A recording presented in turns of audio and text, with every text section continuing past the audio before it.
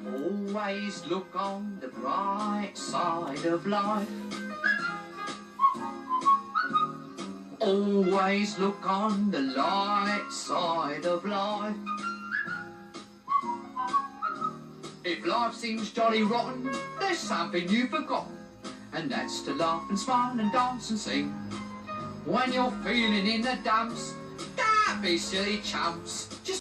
Good evening, one and all. Welcome to the boudoir. This room is not going to feature, or I didn't think would feature much in any of my brewing videos, homebrew Wednesdays, you know, whatever's due to come. But this is where I spend most sort of chilled out time having a beer. So this particular episode is just literally me sitting down and trying a beer that I tried last week, but it's slightly different, and I'll give you the reasons why. So in last week's Homebrew Wednesday, I had a sample of my my stout, my Dolly's Chocolate Shape of Fire. This is the 7.2% stout made with or infused with lemon chilies and a shitload of cacao nibs. So yeah, it came out the kegerator last time. It was ice cold, and it was nice, but I wasn't able to get a lot from it, and I think it needed time to sit in the warm and come to room temperature before maybe you get the best aspects of it. So I haven't done that. What I did at the time was bottle 6 bottles before kegging the rest. There is a few people waiting on these, and well, they've got uses. But I'm opening one tonight. Firstly, I need to know that the other 5 are carbonated. So this could be a really short video if it turns out that the beer in front of me is, you know, flat as the proverbial. I won't go there. So, without further ado, this is Dolly's Chocolate Shape of Fire, which has been sitting in the warm now for 2 weeks, carbonating. It's pretty solid, and you won't be able to see on camera, but I've seen what appears to be some sediment at the bottom. So, moment of truth. Let's open her up. Okay, nice hiss. Just going easy in case I've got like a bottle bomb on my hands here or something. I don't bottle a whole load of beer these days, so this is not exactly expertly done. I literally just put a level teaspoon of sugar in each bottle. That might have been a little bit much for the style. We shall see. So, without further ado, let's give her a pour. This particular glass is one of my favourites. I relieved it from a hotel bar in Paris. It's yeah, it's nicer than the beer that came in it. So, and I think it will comfortably take this 500ml bottle. Okay, we're just gonna stop there in case got much sediment in the bottom. But we've got bang on 500ml there according to the little, I don't know if you'll be able to see the markings on the back there. Possibly not. So, without further ado, let's see what we get from this. Okay. Well, yeah, there's more aromas than last week, definitely. It's like cocoa powder. I think I said like Bourneville. No, I said like Turkish Delight last time, and that comes through a whole load more. Let's give it a little swirl.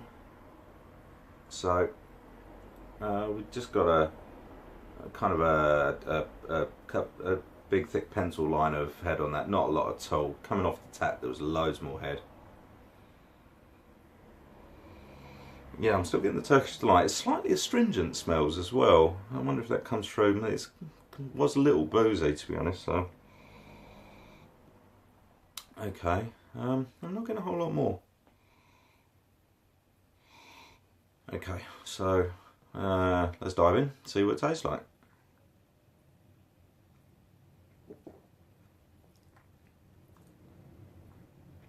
Okay, well that's a different beer to the cold stuff I've got coming off tap. I'm going to be presenting some of this at our inaugural, what's the word for it, brewing circle that I'm instrumental in setting up here in Brentwood. And that's going to be this Monday the 15th, so not too far away. And yeah, a couple of these bottles are going to be aired on that night, and so this is quite important to find out firstly what I think of it, and is it worthy of other people's tasting. So get a second impression.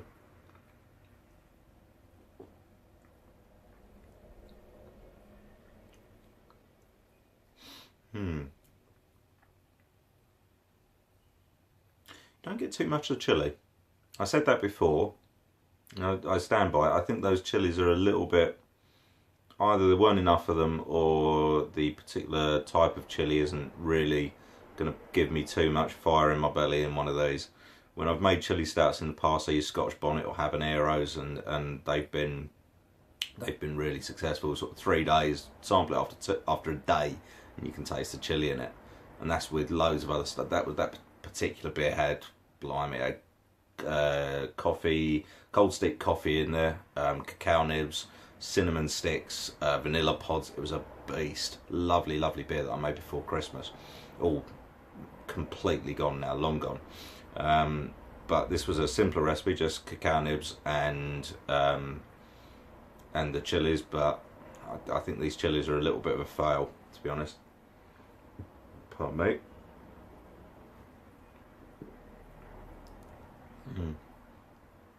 It's heavier in the carbonation than the stuff that's on keg. I think being able to control the forced carbonation has allowed me to get a better balance than the stuff that's gone into the bottle. I don't muck about particularly. Like I say, somewhere between half and a full teaspoon goes in. Maybe this would have benefited from being nearer half than a full one. Lesson learned. Oh well, move on. Only 6 bottles, but it's still pleasant. It's nice. The stout's strong in it. That last draft, I got a little of the chilies on the back of the palate again. So there is a bit of warmth when it's coming down here, just around here and in the base of the throat. There's there is a little there, so it's there. I mean, this had a week on those chilies. It's a nice. I mean, the stout recipe I'm really pleased with. I think the stout is spot on. I can't remember the grains in there. I do know that it used Columbus and Hercules hops. First time for using both of those, although I'm doing a Columbus Brown Ale at the moment, so that one's getting another look in straight away. But yeah, I mean, it's a strong American stout recipe initially.